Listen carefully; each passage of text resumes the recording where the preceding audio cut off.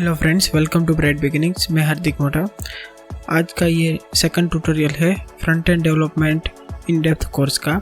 इससे पहले के वीडियो में हमने जाना कि वेब सर्वर क्या होता है, साथ ही साथ वेब ब्राउज़र क्या होता है, और उसके बाद हमने जाना कि आखिर हमें HTML, CSS और जावास्क्रिप्ट जैसी लैंग्वेजेस की ज़रूरत क्यों पड़ी, क्यों हम नेचुरल लैंग्वेज से डायरेक्ट कंप्यूटर को इंस्ट्रक्शन नहीं दे सकते हैं।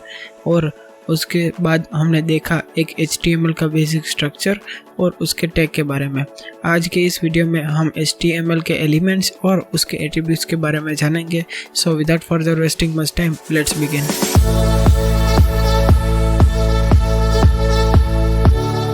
सो ये HTML का एक बेसिक स्ट्रक्चर हमने एक क्रिएट किया था। साथ ही साथ हमने जाना कि HTML स्टार्ट होता है डॉक टाइप HTML से। ये डिफाइन करता है HTML5 का वर्जन। उसके बाद एक बार हम रिवाइज कर लेते हैं। चलिए, तो क्या है कि थोड़ा ज़्यादा अच्छा रहेगा।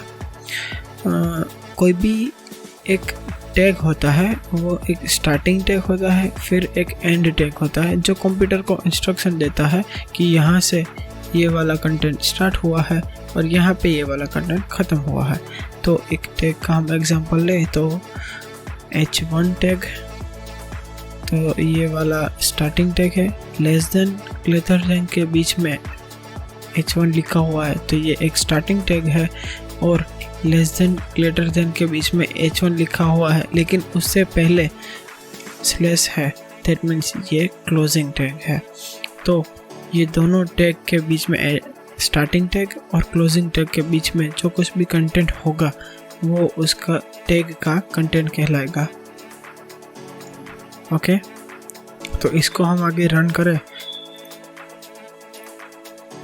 तो ये वाला हमारा हेडिंग हुआ। और अब मेन मुद्दे पे हम आते हैं। तो पहले मैं एक HTML का बेसिक स्ट्रक्चर क्रिएट कर लेता हूँ।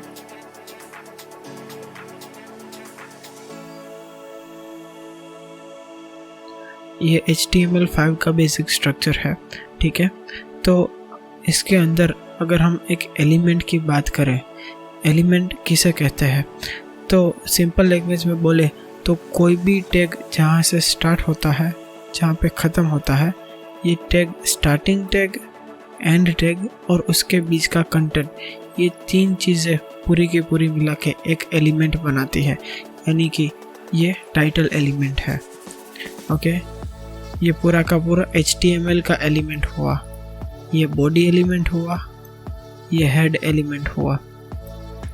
वैसे ही अगर हम एक हेडिंग के लिए टैग क्रिएट करें, H1 टैग, और उसके बीच में लिखते हैं is my first web page, तो ये पूरा का पूरा एलिमेंट कहलाएगा। ये हेडिंग H1 एलिमेंट हुआ।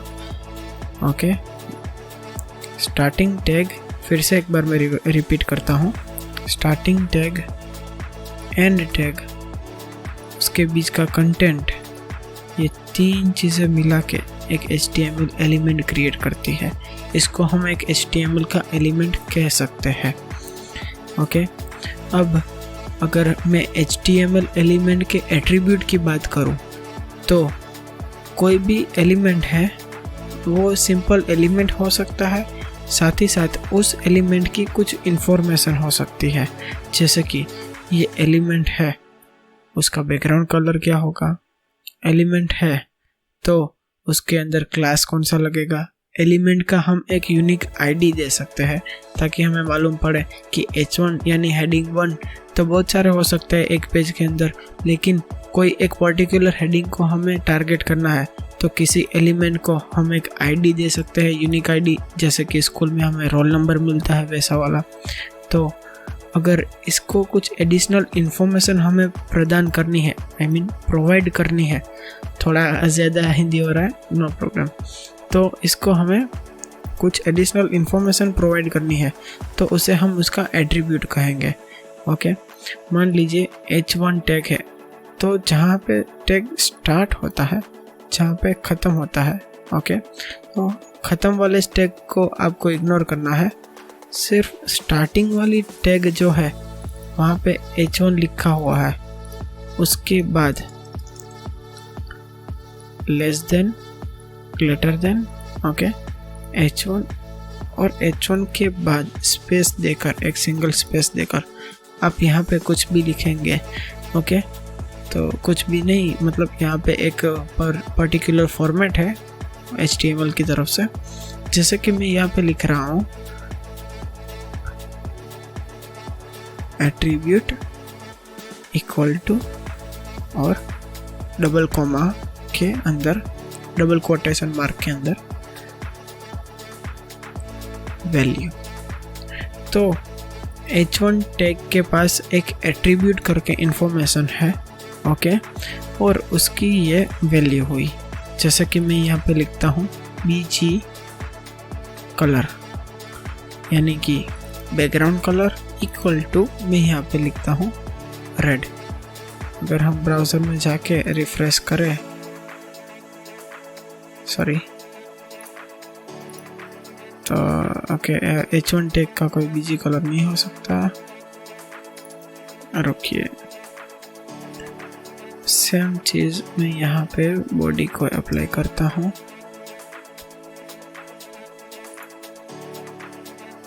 बॉडी रेड हो चुकी है, यानी कि पूरा का पूरा बॉडी कंटेंट है, उसको एक एडिशनल इंफॉर्मेशन दिया है, ओके। और ये इंफॉर्मेशन बहुत अलग अलग टाइप की हो सकती है।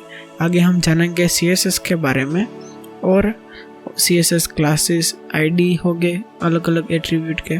तभी मैं इसको प्रैक्टिकलिटी में दिखाऊंगा कि हम कुछ कस्टम एट्रीब्यूट क्रिएट कर सकते हैं और कुछ HTML के बिल्ट इन एट्रीब्यूट है उसको हम यूज़ कर सकते हैं।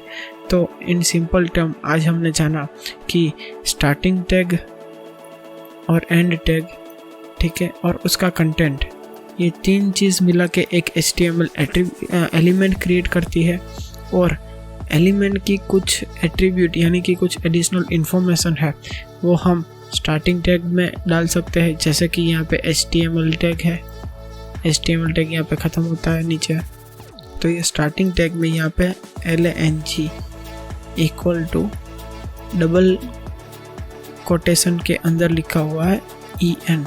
दैट मीन्स ये पूरे के पूरे वेब पेज में मेन लैंग्वेज यूज़ होने वाली है इंग्लिश, यानी कि ये कंटेंट लिखा हुआ है वो इंग्लिश में है। तो ये एक इंफॉर्मेशन हुई हमारे पेज की, ओके, पेज की नहीं, एक्चुअल में ये HTML एलिमेंट की हुई, लेकिन एट द एंड HTML ये पूरा हमारा पेज ही है, तो ये पूरे पेज की भी हम बोल सकते हैं साथ ही में, ठीक है। तो ये एक एट्रीब्यूट हुआ।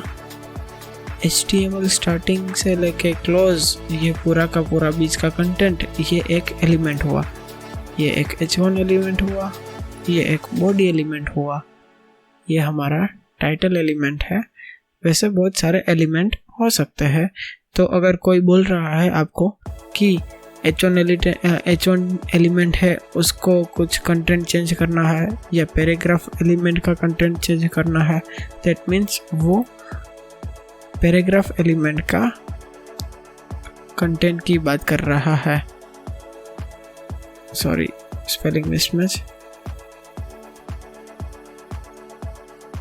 कंटेंट की बात कर रहा है, मतलब ये वाले एलिमेंट की बात कर रहा है और ये वाले एलिमेंट के कंटेंट की बात कर रहा है, ओके। तो आई होप आप सब लोगों को समझ में आ गया होगा कि HTML एलिमेंट क्या है, ओके, और HTML एलिमेंट के एट्रीब्यूट्स क्या है। तो नेक्स्ट वीडियो में हम HTML के अलग अलग टैग के बारे में जानेंगे, साथ ही साथ उसके टैग के ऊपर लगने वाले हम एट्रीब्यूट के बारे में भी जानेंगे। So thank you for watching, will meet in next video.